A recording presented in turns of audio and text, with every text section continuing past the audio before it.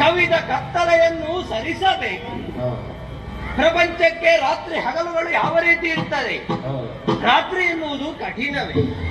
ಆ ರಾತ್ರಿ ಹಾಗೆ ಮುಂದುವರಿಯಿತು ಅಂತಾದ್ರೆ ಪ್ರಪಂಚವೇ ಅಂಧಕಾರದ ಒಳಗೆ ಬೀಳುವುದರಲ್ಲಿ ಸಂದೇಹವೇ ಇಲ್ಲ. ಹಗಲ ಹರಾಮನ ಕೆಲಸದಲ್ಲಿ ಮುಂದುವರಿಯದೆ ಹೋದ ಈ ಪ್ರಪಂಚವೇ ಅಸ್ತವ್ಯಸ್ತವಾಗುತ್ತದೆ. ಪಾಲನಾಧಿಕಾರಿಯಾದಂತಹ ನಾನು ಆ ಬಗ್ಗೆ ಯೋಚಿಸಬೇಕು. ಯೋಚಿಸುವಂತಹ ಹೊಣೆಯನ್ನು ನಾನು ಹೊತ್ತವನಿದ್ದೇನೆ. ಯಾಕೆ ಅಂದೊಂದು ಕಾಲ